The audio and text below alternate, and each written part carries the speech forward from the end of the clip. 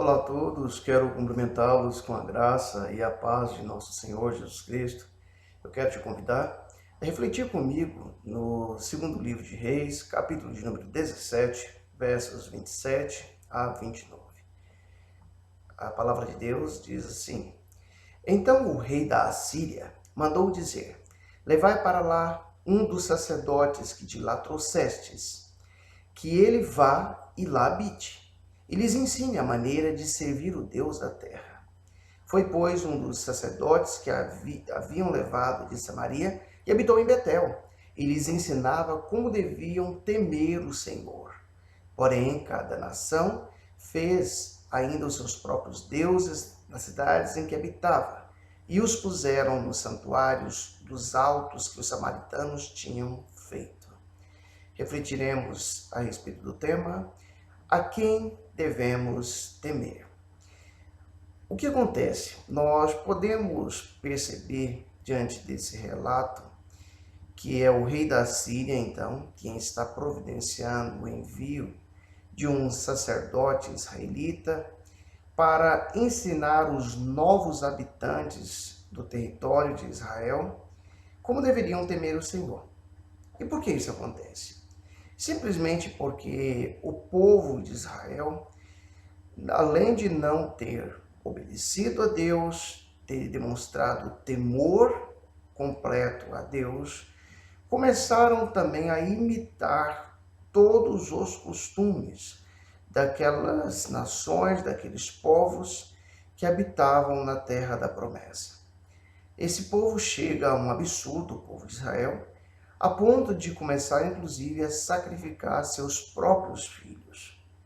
E diante de todas essas abominações, diante de tanta maldade, de tanta coisa ruim que esse povo começa a fazer, o Senhor Deus então levanta o rei da Síria, que dissipa todo o povo de Israel, que os leva para a Síria, que os coloca debaixo de servidão. E no lugar desse povo, o rei da Síria então manda para o território israelita outras nações. Acontece que essas outras nações não conheciam os costumes da terra, não sabiam como temer ao Senhor Deus. E o Senhor Deus então vai permitir que inúmeros leões estivessem devorando inúmeras pessoas naquele território. Tomando conhecimento disso, o rei da Síria então resolve mandar para lá esse sacerdote que vai ensinar-lhes como temer ao Senhor, como deveriam temer. No entanto, nós podemos notar que esse povo, eles têm uma forma de servir a Deus mista. Eles começam a temer a Deus, mas não abrem mão da adoração aos deuses que sempre tiveram o costume de servir. E o que isso então nos ensina, o que isso serve de aplicação para nós? Primeiro, nós podemos perceber que o povo de Deus, aqueles a quem Deus havia feito a promessa, foram levados por costumes pagãos, por coisas que Deus não ordenara, e esses perdem a sua bênção por conta da sua infidelidade a Deus. Cabe aqui um alerta, para que eu e você possamos servir a Deus de forma íntegra, de forma completa, que nós possamos todos os dias demonstrar por Deus temor. E há razões para isso. Você percebe que Deus permitiu o juízo, então, ao seu próprio povo, por conta de terem se desviado do caminho que Deus lhes havia ordenado. E ao observar tudo isso, nós então somos levados a perceber que na nossa atualidade, nós temos temido a muitas coisas. Se naquela época, essas pessoas estrangeiras que ocuparam o território de Israel tiveram temor dos leões que ali haviam, nós vamos observar que na nossa atualidade nós também tememos os leões, as feras, as situações que nos cercam. E ao olhar para isso, nós podemos perceber, a exemplo, que nós temos enfrentado na atual conjuntura do país e do mundo. Nós temos visto inúmeras pessoas que temem a morte, porque não sabem com certeza o que pode vir por ocasião da morte, qual o seu destino. E, de fato, isso deveria nos apavorar, deveria nos causar medo. E quero fazer uso das palavras de nosso Senhor Jesus Cristo registradas no Evangelho de Lucas, capítulo de número 12, dos versos 4 a 9. O Senhor Jesus, de fato, vai nos mostrar a quem nós devemos temer.